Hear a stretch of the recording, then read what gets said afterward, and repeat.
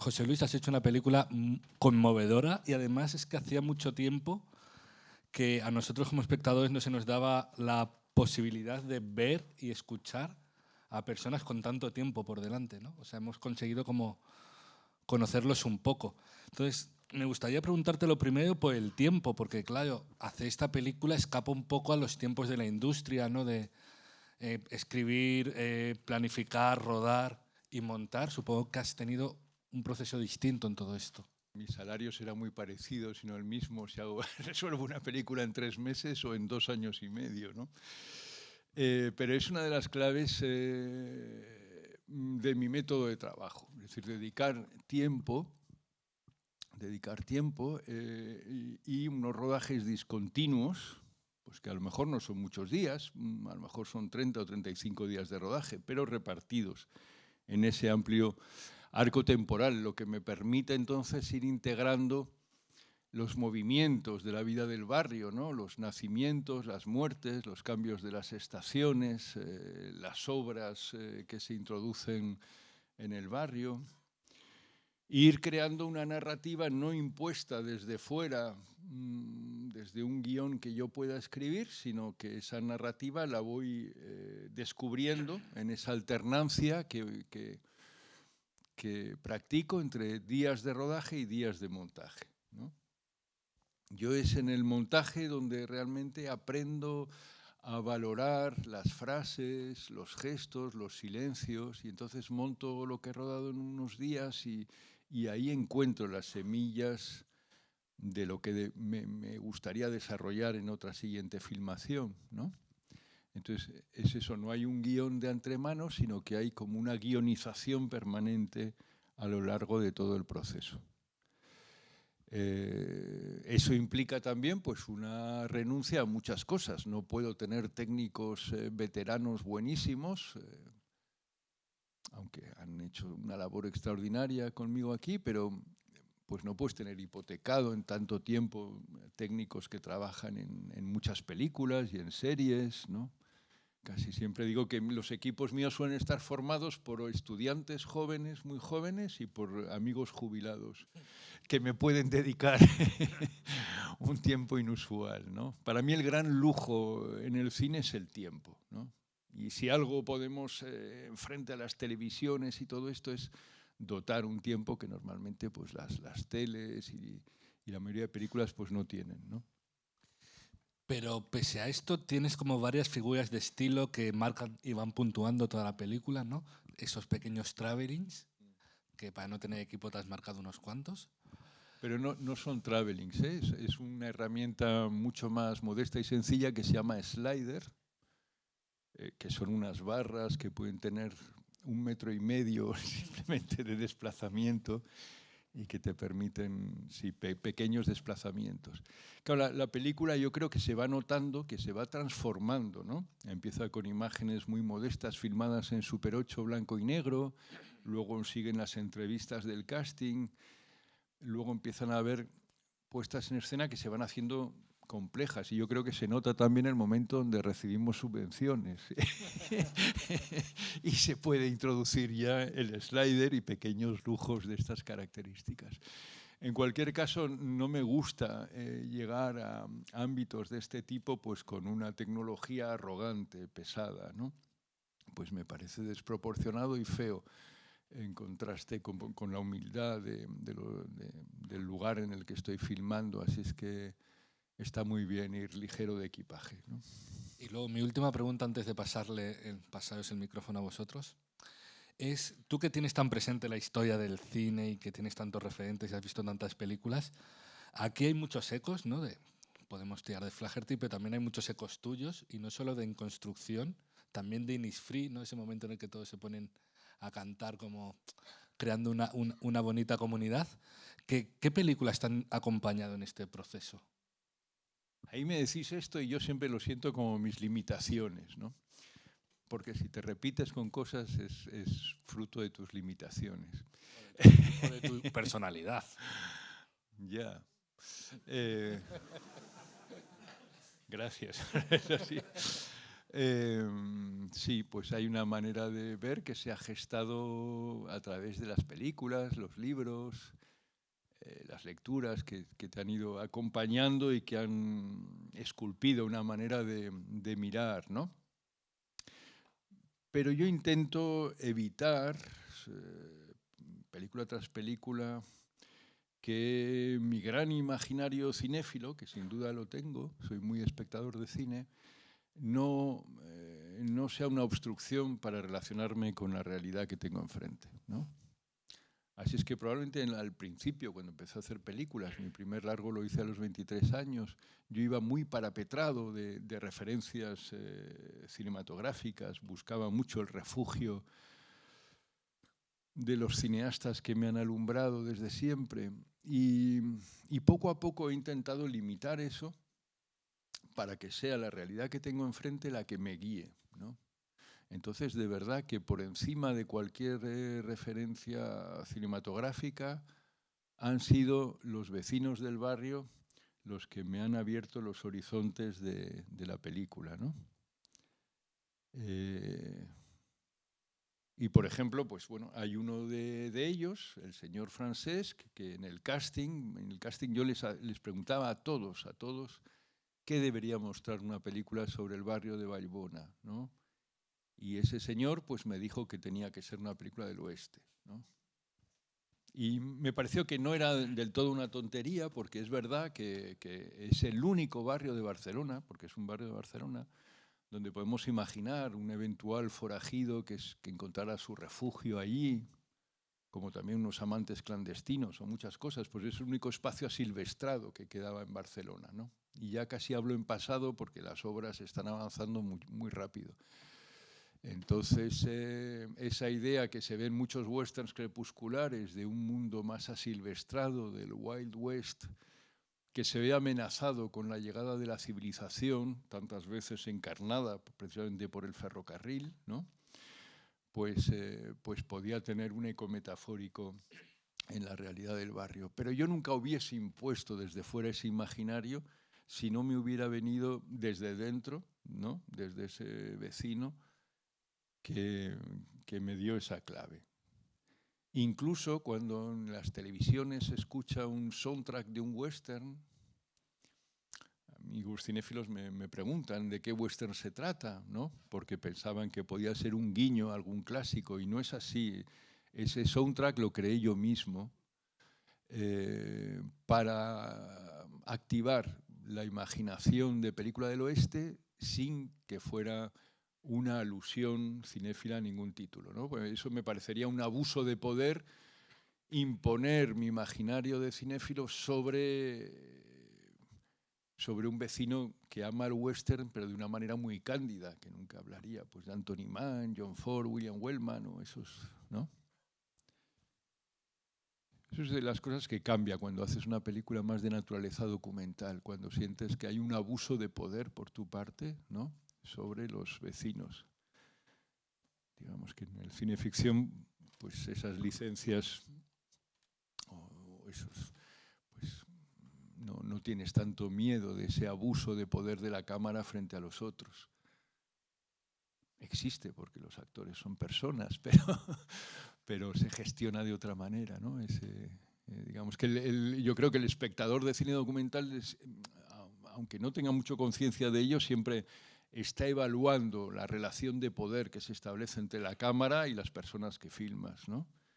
Y hay películas que nos incomodan probablemente porque sentimos que hay una desproporción en esa relación de poder entre la cámara y los sujetos filmados.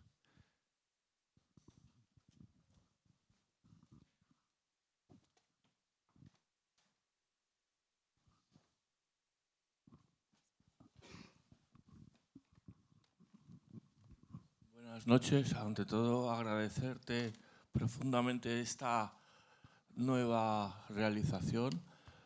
Pero yo quiero preguntar a José Luis Guerín, como dice Nietzsche en Zaratustra, el salto del volatinero es el mejor salto de aquel que salta sobre sí mismo.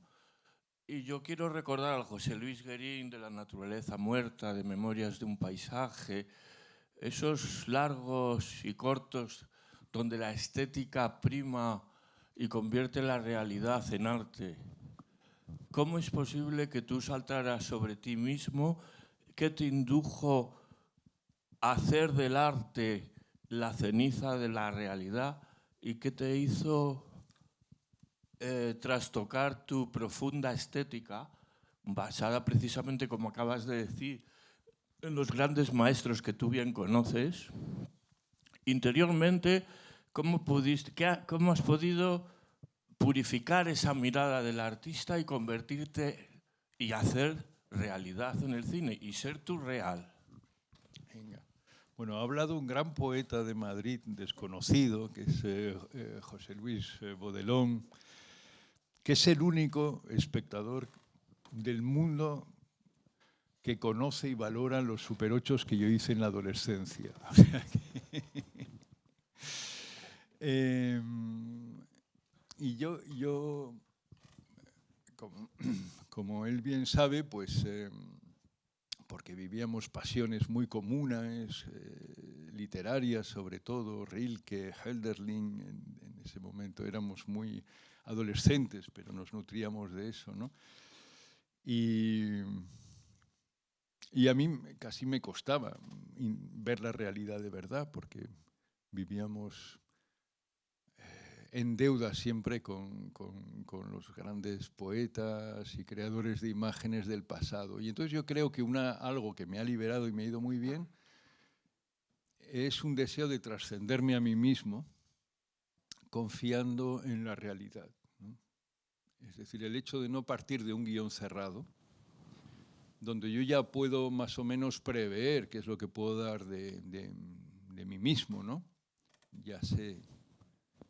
Y si ya lo sé, pierdo el deseo de hacerlo. Entonces entiendo la experiencia cinematográfica como un deseo, y perdonad si son palabras muy hinchadas, pero como él es poeta me las permito, un deseo de revelación, es decir, de trascenderme. Y eso se traduce en confiar cada vez más, en tener una mirada más generosa con la realidad. Si eres generoso, si estableces un buen pacto con la realidad es muy generosa, nunca te decepciona.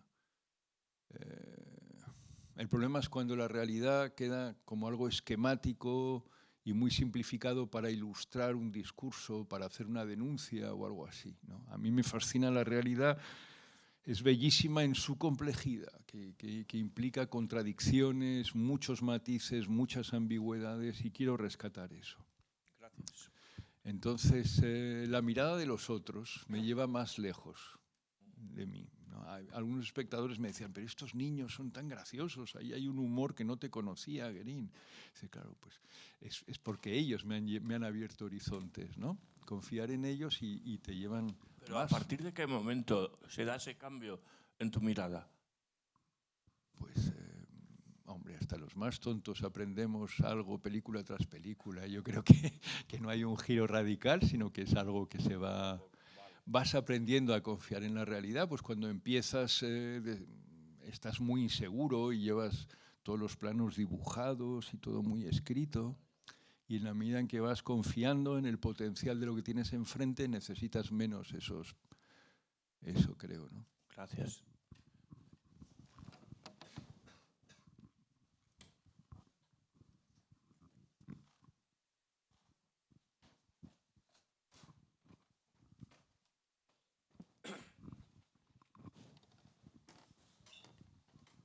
Muy buenas noches, José Luis. Enhorabuenísima por esta película tan emocionante y tan hermosa.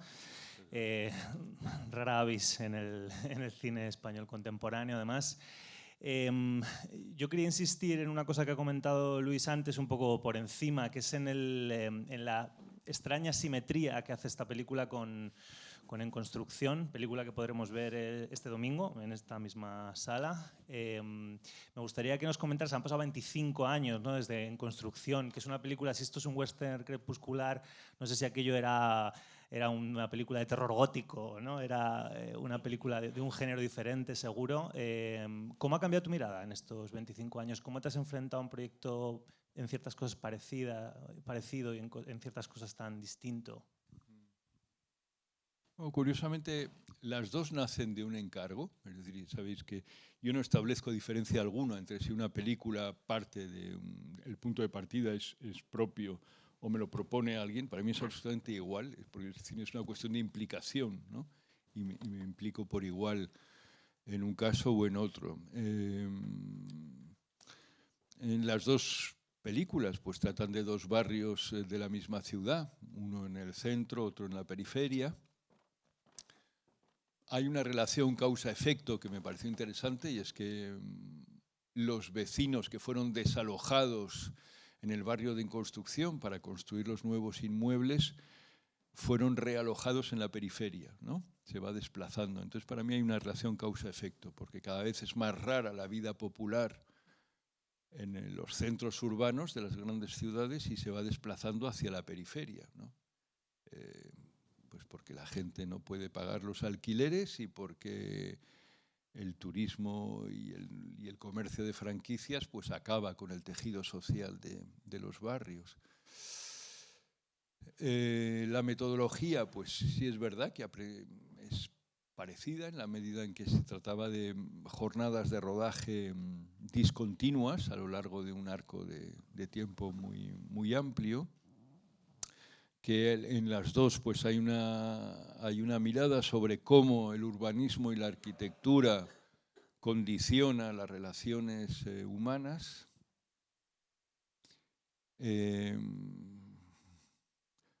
Hay que saber ser paciente, no violentar las cosas, sino estar ahí con cierta humildad, como un pescador que pone su caña, eliges un sitio y hay que saber esperar sin violentar demasiado las cosas, ¿no? Quizá ahí aprendí una regla ética que he mantenido en esta película, y es que normalmente los cineastas, y no digamos ya los reporteros de televisión, sienten que su tiempo como profesionales es más valioso que el de las personas que tienen enfrente. Y si no obtienen lo que quieren, fuerzan las cosas, violentan para tener rápidamente, porque su tiempo es muy valioso.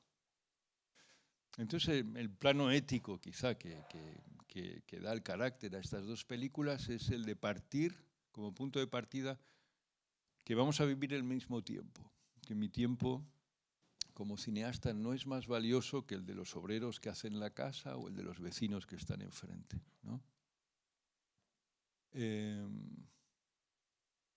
No sé, hay más cosas comunes. Por ejemplo, algo que desde productores capitalistas sería inverosímil pensar, la importancia de los días improductivos. Muchos días yo estoy ahí sin cámaras, sin nada, solo en el bar con los vecinos, ¿no?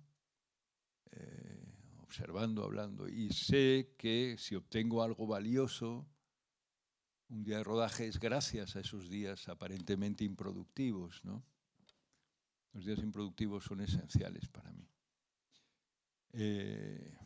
Bueno, podría seguir dando paralelismos, pero igual os aburro y me da un poco de apuro.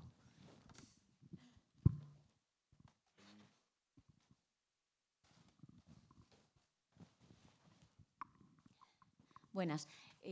Yo cuando empezaba a ver la película me daba la sensación que estaba situada en los años 90.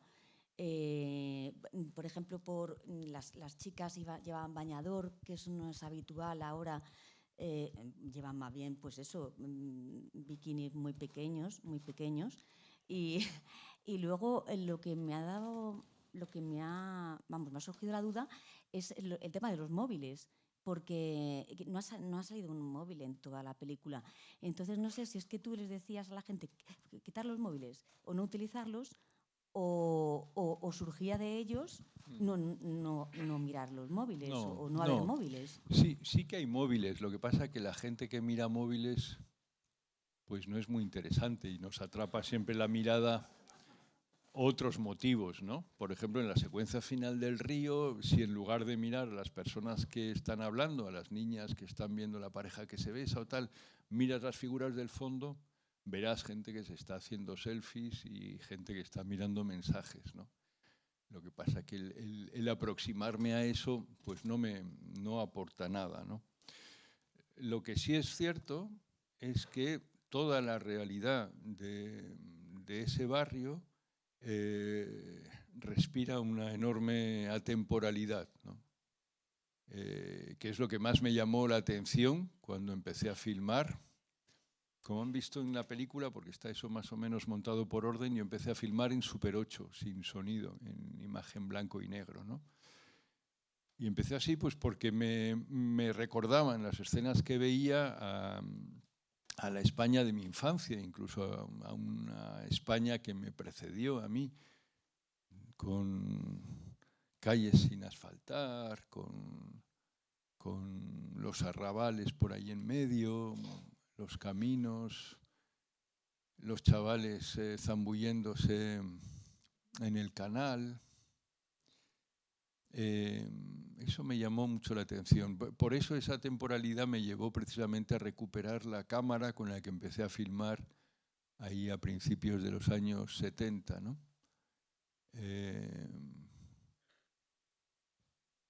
Pues es un barrio muy aislado de servicios que damos por descontados en la ciudad, pero en ningún momento pedí que se ocultaran móviles ni nada de eso, sino que la mirada se focaliza en acciones más interesantes, ¿no? Quiere decir que si dramatizas algo del móvil y quieres suscitarle interés por ese artilugio, pues claro, has de hacer un plano corto del móvil y ver qué se está gestando a través del móvil, y entonces es una intromisión que no tenía lugar en la película, ¿no? Pero que no hay ninguna intención de mi parte de desnaturalizar lo que es el presente de Vallbona, ¿no? Muchas gracias. Gracias a usted. Enhorabuena, José Luis, por la película. Yo me he quedado prendado sobre todo de una escena que en la parte final de la película, cuando están hablando, creo que es las dos personas, no sé si son africanas o... Sí, africanas. Africanas, ¿no?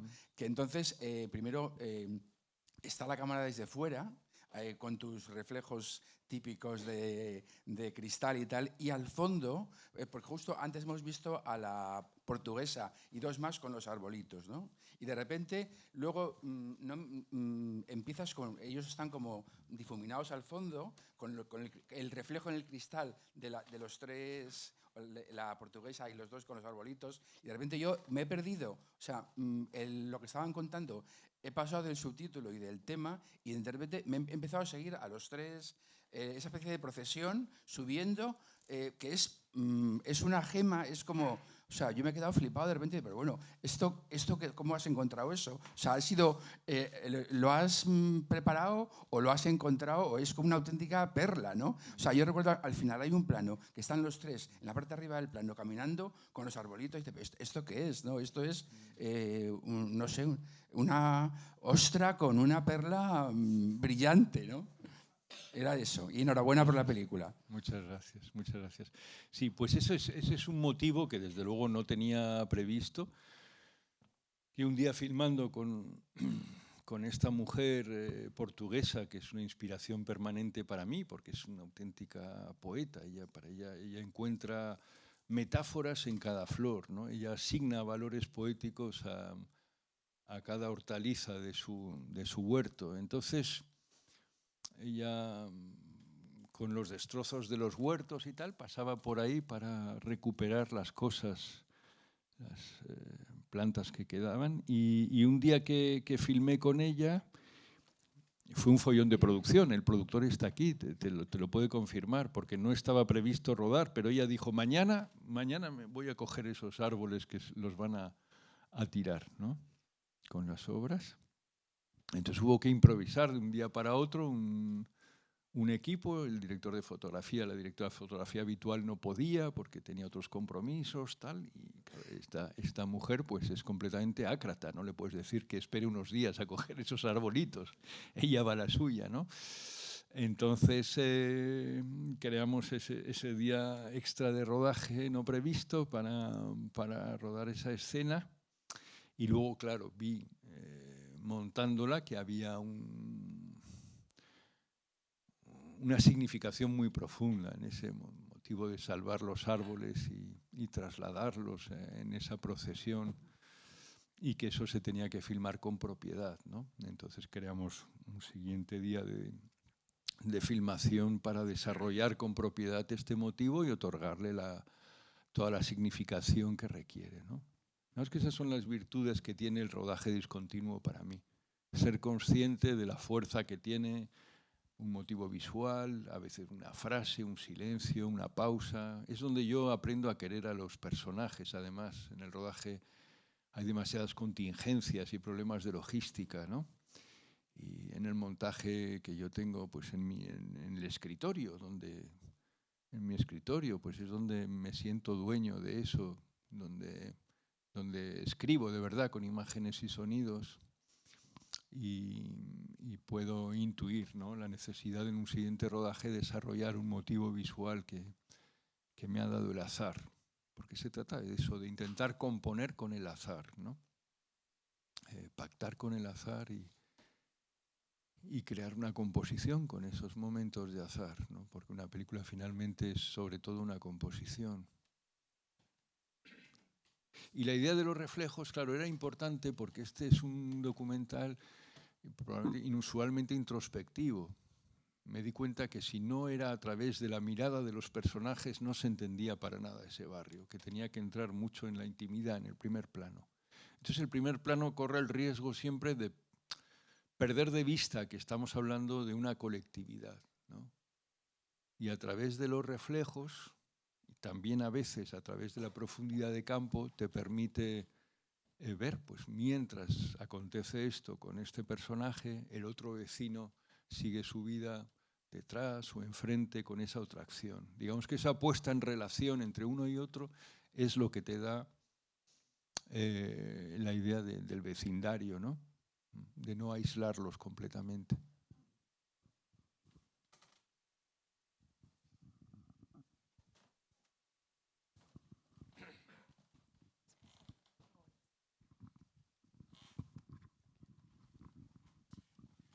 Tengo que preguntar, porque desde fuera me ha parecido maravilloso y has mencionado lo de trabajar con estudiantes, y me quema por dentro y no me lo va a perdonar mi conciencia si no pregunto como estudiante cómo es ese proceso previo y ese proceso posterior de trabajo, porque por curiosidad. Bueno, es algo que de una manera muy natural se presentó en mi película En Construcción, ¿no?, que se proyectará uno de estos días. Y ahí es que el proyecto surgió de un máster de documental de creación, donde la propuesta era implicar de un modo u otro a los estudiantes que eligieran mi proyecto, porque podían elegir también el del cineasta Joaquín Jordá o el del cineasta Jean-Louis Comolli. Entonces el grupo que me eligió a mí, llevé al límite esa colaboración. Y fue muy intensa. Les estuvimos hablando antes, les pedí que vieran pues una docena de películas esenciales que además se relacionaban de alguna manera u otra con la vivienda, la construcción, de cómo filmar un barrio, ¿no? Discutimos, hablamos de esto. Y los alumnos participaban mucho, iban con pequeñas camaritas de vídeo a tomar notas en obras, a hacer observaciones, hablábamos de escenarios posibles. Pero más allá de eso, luego me sorprendió que querían ser los técnicos de la película también, ¿no? Y ellos, claro, no tenían la experiencia, pero tenían algo valiosísimo para mí, que es tiempo, ¿no? Un tiempo que difícilmente podía haber obtenido de técnicos veteranos.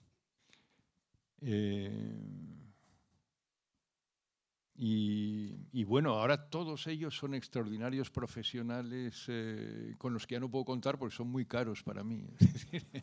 Pero Nuria Esquerra es una montadora extraordinaria. Amanda Villavieja probablemente va a coger el Oscar por Sirat en pocos días. Mercedes Álvarez y Abel García Roura son cineastas extraordinarios que sigo con mucha ilusión. Es decir, que los he colocado a todos, Y probablemente es la primera vez, hasta que no hice esta película, y yo desconfiaba un poco del equipo, o lo veía como un mal menor. Es decir, nunca me creía eso que se dice siempre por la tele, de que el cine es una labor de equipo y todo esto. Me parecía que es algo que se decía para quedar bien. Pero en el fondo, a mí me gustaban las películas de los grandes dictadores, de los grandes autores, ¿no? Y para mí la idea del equipo casi era un mal inevitable. Pues bueno, puedes hacer la película solo, pero es como si me protegiera, como si me restaran pureza los otros. Y fue en construcción cuando descubrí que eso no era así. Es decir, que no perdía un ápice de mi personalidad, sino al contrario, en el intercambio. Porque probablemente era la primera vez así donde tenía un intercambio muy vivo con los estudiantes y lo disfruté mucho y me daban ideas estupendas, ¿no? Y a partir de ahí cambió mi relación con el equipo, yo creo. Así fue. Muchas gracias.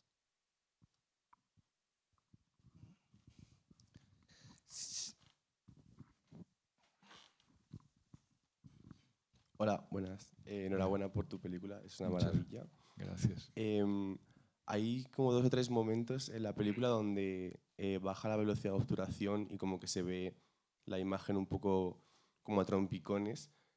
Y bueno, sospecho que tiene que ver un poco con la pérdida o con la muerte, porque son justo momentos en los que después se revela algo de este estilo.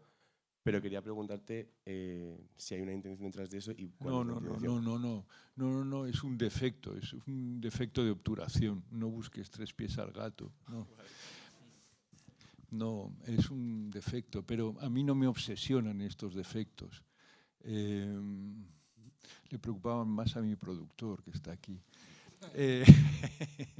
Sí, yo, así como hay cosas de lenguaje que donde la frase es esa aquella de que en cada pincelada arriesgo mi vida, y cortar el plano en el momento justo y que se escuche este ruido en el nivel que debe ser, y todo eso es esencial para configurar las emociones y las ideas que deben llegar.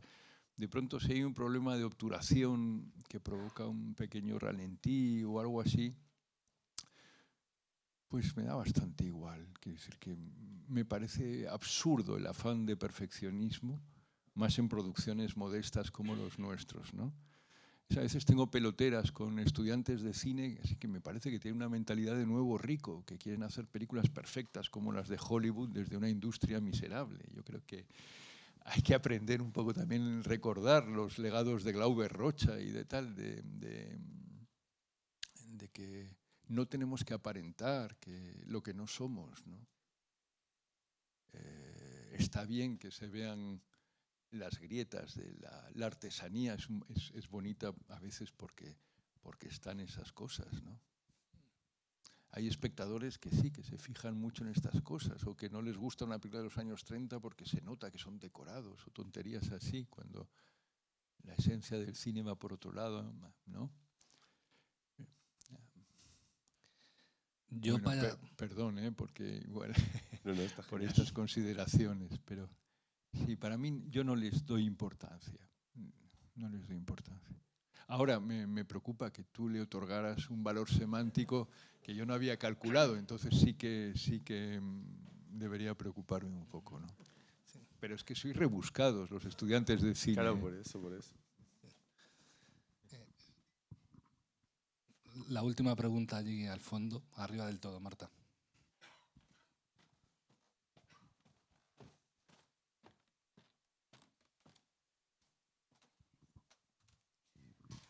Hola, gracias. Me levanto que así les veo mejor, con más perspectiva. Bueno, lo primero, muchas gracias y felicidades. Y a mí me han sorprendido muchísimo los personajes. Me parece que es impresionante el trabajo, o sea, el potencial que tienen, pero creo que hay un trabajo detrás importante, desde llegar a esa zona, a ese lugar y conseguir que se abran y que quieran que ruedes en el lugar. Y luego creo que es, no sé, difícil conseguir esa espontaneidad, esa profundidad en las historias, porque se cuentan historias realmente muy profundas y no queda superficial ni queda dramático, se respeta con la distancia. Entonces, bueno, quería que nos hablaras un poco de cómo se consigue eso. Gracias.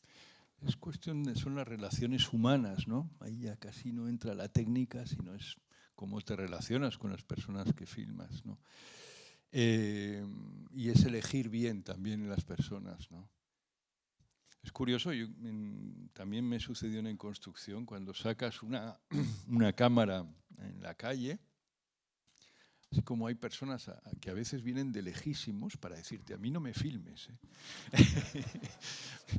Y de la misma manera que hay esa actitud, que es muy frecuente, también se da a la inversa. Personas que se sienten como algo magnético hacia la cámara, que vienen hacia ti y que se convierten en tus colaboradores naturales. Es decir, que a veces me da la impresión de que no soy tanto yo que busco los personajes, sino que ellos vienen de una manera muy natural a la cámara.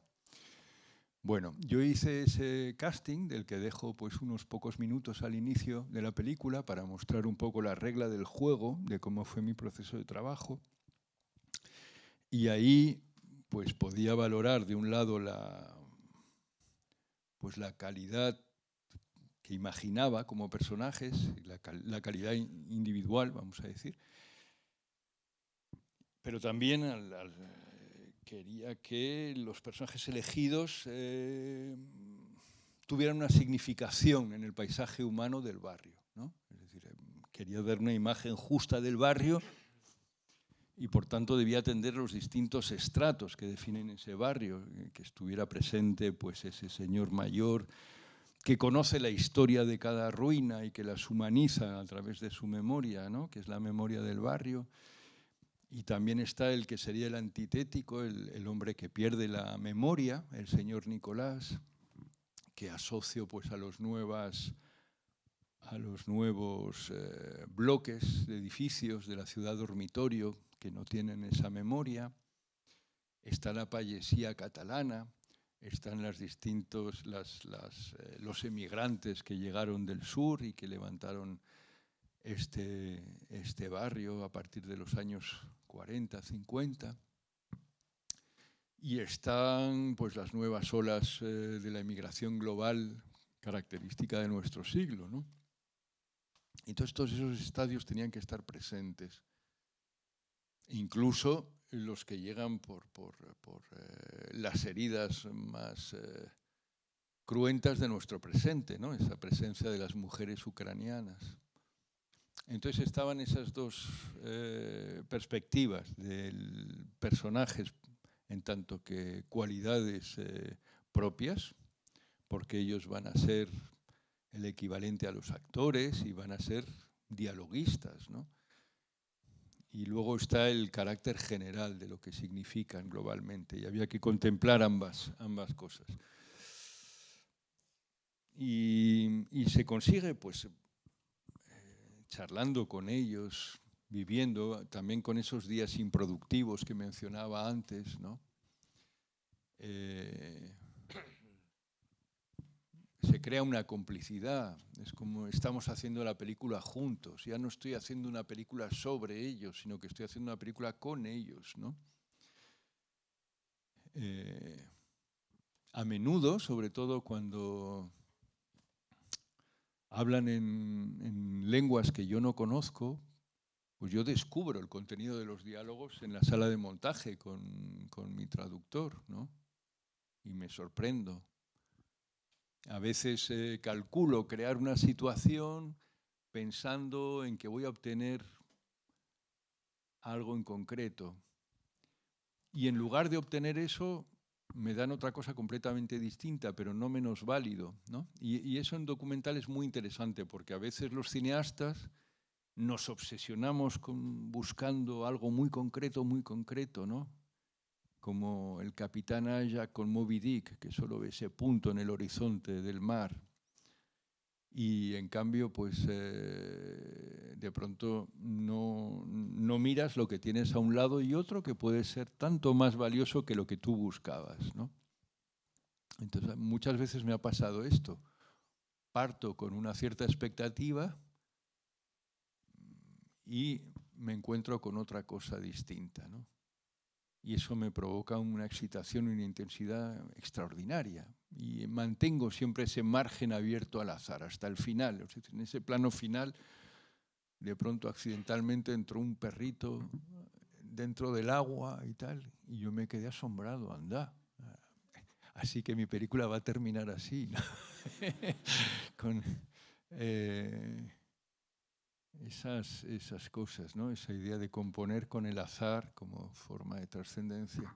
Bueno, pero con los personajes es eso. Muchas veces es también la atmósfera que creas antes de filmar, ¿no? También la interacción que se va a crear entre los personajes que crees que deben estar en esa situación que vas a filmar. Pues cuentan las conversaciones que tienes antes, si cantas una canción, el ambiente que está ahí va a condicionar, ¿no? esa captura. Así es como se establece.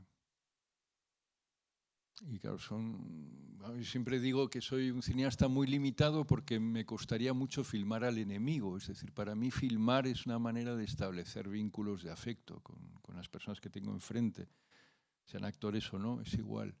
Es decir, que rara vez filmo a alguien con el que pierdo la comunicación, ¿no? Y me imagino pues, que algo de eso queda, pues, porque es un cierto afecto recíproco, ¿no? Ese es el método, ¿no? Yo creo que lo vamos a dejar aquí, pero antes yo te tengo que dar las gracias porque yo como espectador ahora mismo tengo como una especie de corriente de felicidad. Me has hecho como recuperar cierta confianza en el cine documental, precisamente por esta reivindicación del vínculo y de la inocencia y de la mirada un poco humanista que yo personalmente echaba de menos. Así que muchas gracias por eso y sobre todo por venir también. Así que un aplauso para José. Encantado, muchas gracias. Muchas gracias.